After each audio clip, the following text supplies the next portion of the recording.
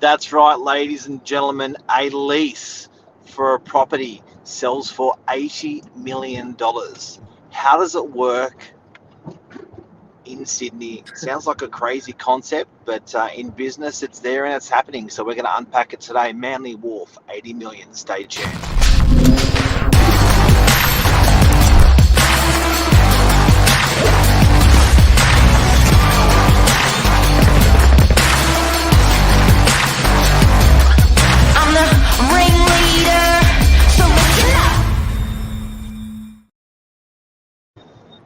This is it. There it is. There it is. Look at that. Look at that. Wow. Looky. That's like a bit of Manly history for $80 million. It is, isn't it? So I guess lots of questions would be on people's mind when you hear about a lease and you hear about a lease selling for $80 million. You're like, where's the money coming from? Who's getting paid for it, and how does that work? It's crazy numbers, hey? Massive. Like, to think about the return on an $80 million investment, you'd hope there's a bit of money to be made on it. So yeah, we're talking about Manly Wharf, recently announced as it's traded for $80 million. It's been in the same family for a little while. They did a little bit of work with it, but I guess they've passed it on to a new family now to look after, and it'll be interesting to see what happens, because there's a little bit of work there, not only from this family that have got a great reputation for doing the same sort of line of business in Brisbane, Queensland, but also the government looking at potentially improving Manly Wharf a little bit as well. So I guess to take it from the top, where it is, and the amount of people that it's getting through, 2.2 million day trippers are in it out of Manly a year. So this is a super high traffic area.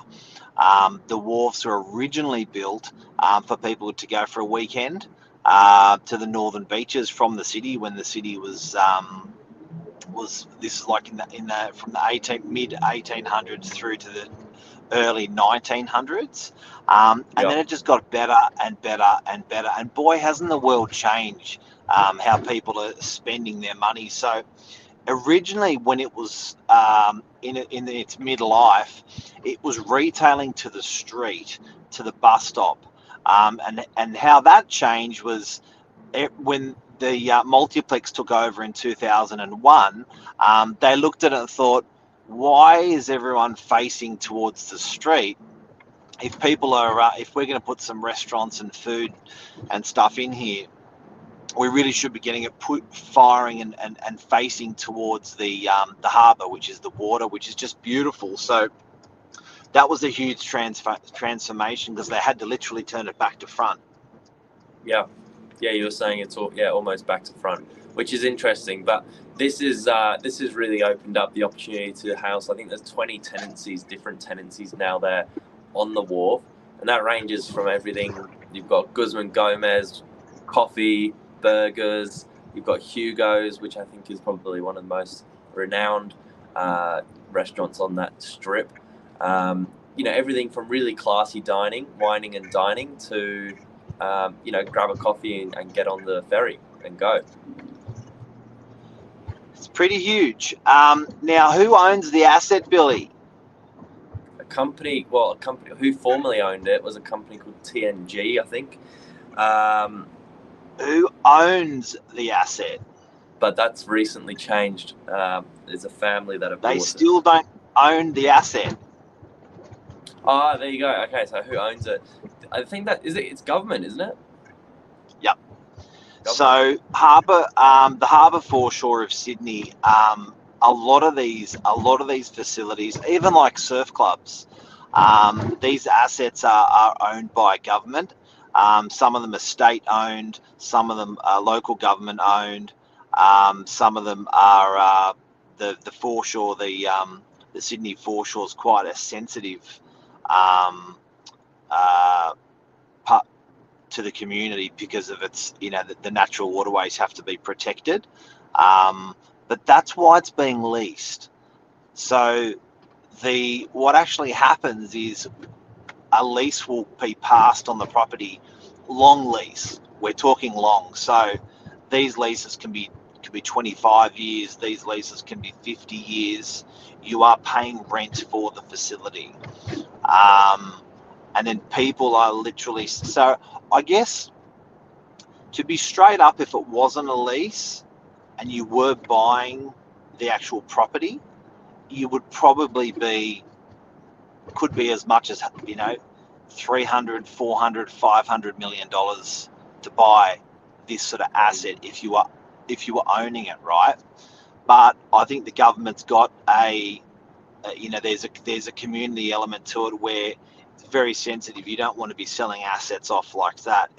When the government starts selling train lines and infrastructure, people get really funny about it, so they lease it. But they offer a nice long tenure, so the person who buys it can spend money on it and know that it's not going to be taken over, and they clip a rent along the way.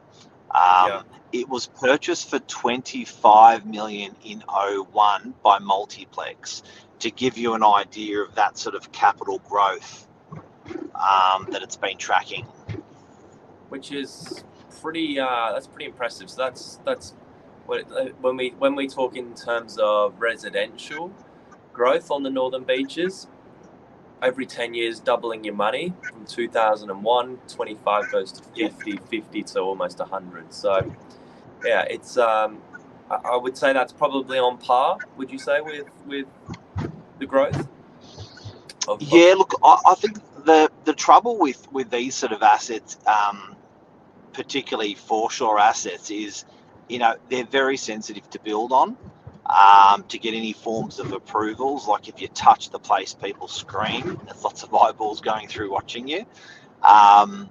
So it's very expensive to do anything. So I think, how much was the last reno they did on it, Billy Bob? So it was $9 million by the former, what we call them, landlords. No. So the former tenants, owners. Well, there's tenants of tenants.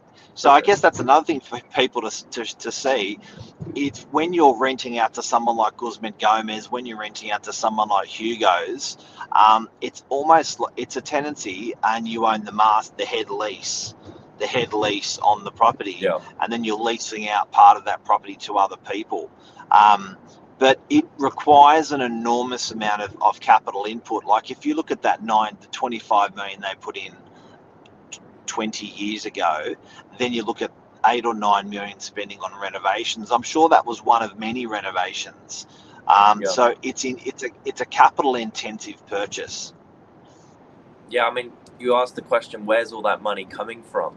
Well, let me quote who's actually bought this, because there's no way we could remember this in a little bit of preparation. So the new owners, the Howard Smith Wharves company, these are the guys that have bought it. They actually have done a similar project up in Brisbane, Queensland. They acquired a site up there which was former wharves, which then basically became moved downstream, so they became a little bit useless, redundant. These guys set up what's similar to Manly Wharf for their local area, with restaurants, shops, accommodation, so that they've really built on, and I think they've nailed it by the sounds of things. So it'll be interesting to see what they do down in Manly. So it's not as much a property play when you're getting a lease, it's more of a business play. If you look at Westfields, for example, when they purchase something, they do purchase the land. So let's use Warringah Mall, for example. That asset, that land is owned by Westfields. They're called Centre Group. Centre Group own those assets, and then they can potentially develop it later, and sell bits off without not being lease as well. So I guess it does become a bit grey or a bit hard to understand when you look at the difference there between leasing a property for a long time and owning a property.